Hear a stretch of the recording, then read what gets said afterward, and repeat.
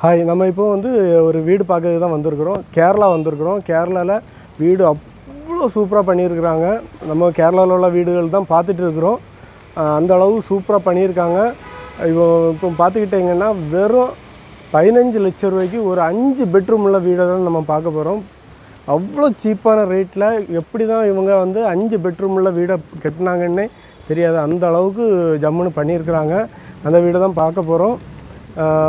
வீடியோவை ஸ்கிப் பண்ணாமல் முழுசாக பாருங்கள். அப்போ தான் உங்களுக்கு அதில் உள்ள நிறக்குறைகள் எல்லாம் தெரியும். வாங்க, மழை வேறு பெய்துட்டு இருக்குது. நம்ம வீடை பார்த்துருவோம். வாங்க வீடியோக்குள்ளே போவோம்.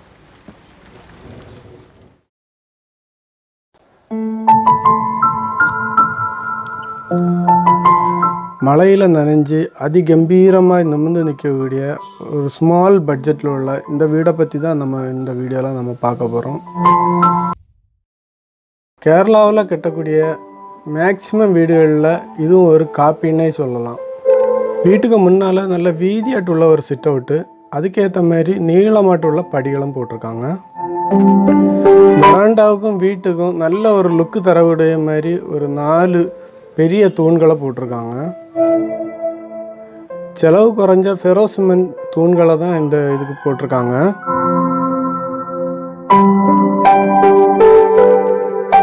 கீழே பார்க்குறதுக்கு விலை கூடது போல் தெரிஞ்சாலும் ஸ்டாண்டர்ட் ஆட்டுள்ள மார்பனைட்டு தான் போட்டிருக்கிறாங்க.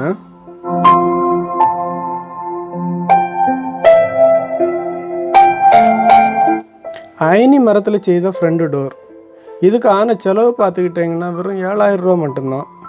5 பெட்ரூம் உள்ள இந்த வசந்த மாளிகைக்கான செலவை நம்ம ஓனர்கிட்டே கேட்டு தெரிஞ்சுக்கலாம்.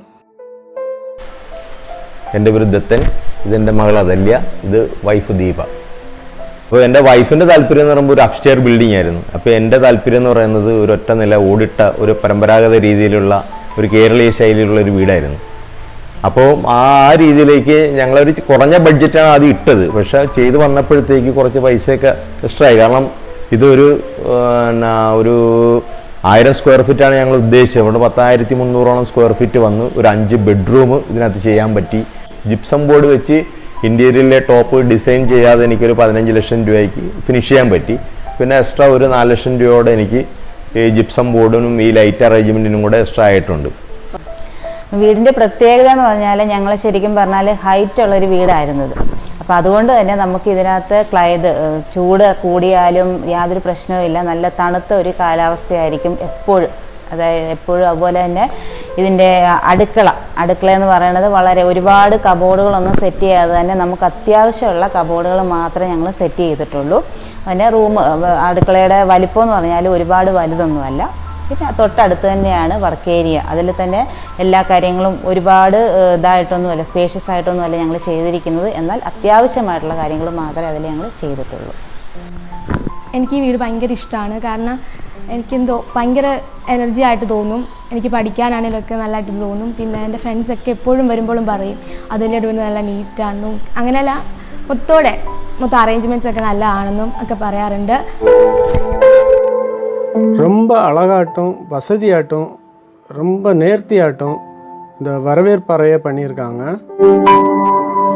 சீலிங்கை வண்ண விளக்குகளால் அலங்கரிச்சிருக்காங்க. இன்டீரியர் இல்லாமல் இந்த வீட்டுக்கான செலவு பார்த்துக்கிட்டிங்கன்னா வெறும் 15 லட்சம் ரூபா தான். வரவேற்பறைக்கு இடது பக்கத்தில் உட்காந்து பேசுகிறதுக்கான இடத்த ஒதுக்கியிருக்காங்க. வரவேற்பறைக்கு வலது பக்கத்தில் தொடர்ச்சியாட்டு டைனிங் ரூம் ரெடி பண்ணியிருக்காங்க.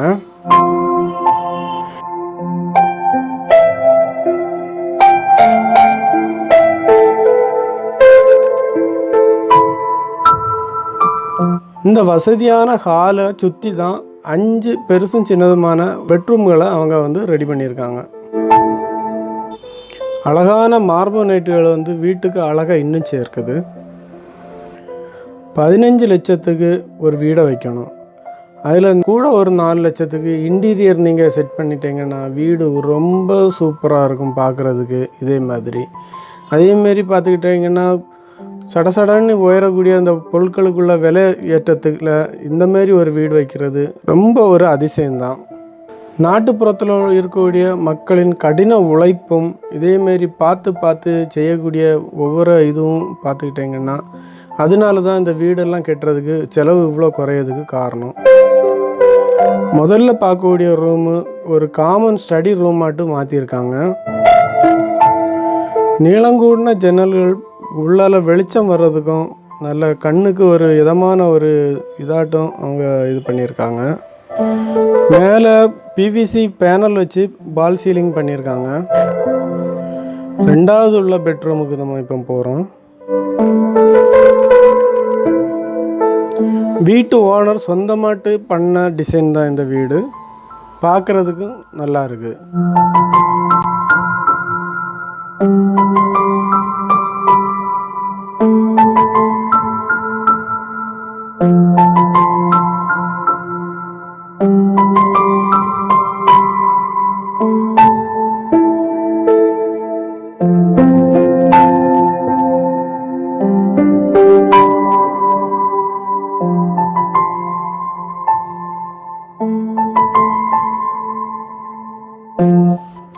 இனி இங்கே உள்ள மாஸ்டர் பெட்ரூமை பார்க்கலாம்.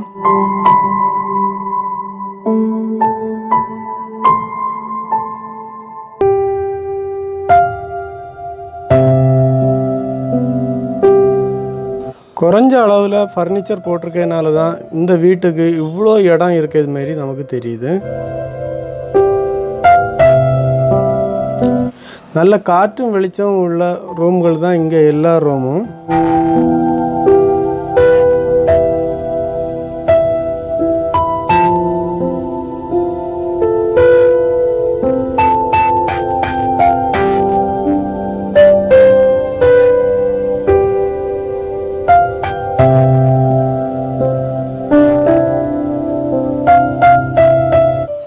இதுக்கு ஒரு அட்டாச் பாத்ரூமும் வச்சுருக்காங்க.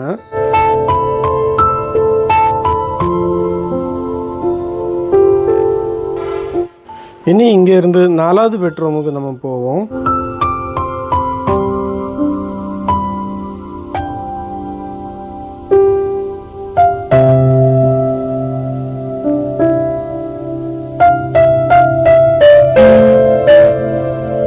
இந்த ரூமும் அழகாக பண்ணியிருக்காங்க. இதுக்கும் அட்டாச் பாத்ரூம் இருக்குது.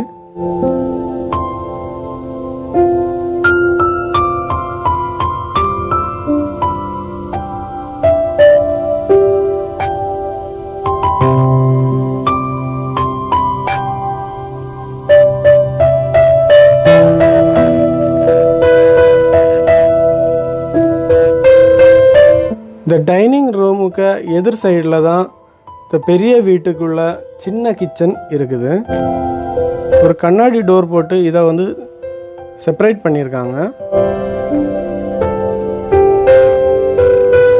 குறுகலான ஆனால் நல்ல நேர்த்தியான ஒரு கிச்சன்.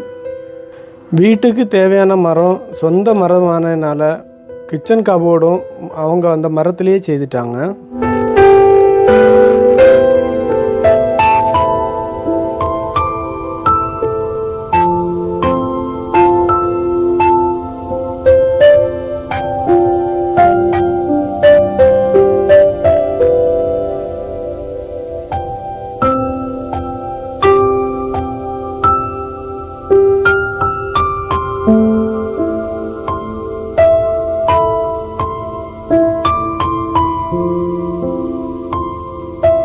ஒர்க் ஏரியா இல்லைன்னா ஒர்க் கிச்சன் சொல்லக்கூடிய ஒரு இடம்.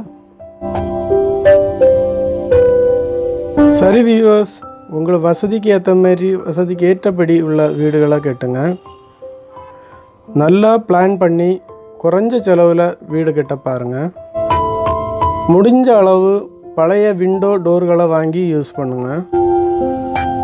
உங்கள் வீடுகளுக்கு பக்கத்திலே இருப்பாங்க நல்ல கொத்தமாரும் நல்ல பிளம்பர் மாரும் நல்ல எலக்ட்ரிஷியனும், அவங்கள வச்சே செய்யுங்க. இன்னொரு பட்ஜெட் வீடு மாட்டு உங்களை வந்து நான் சந்திக்கிறேன். ஓகே, தேங்க்யூ ஃபார் வாட்சிங். பாய்.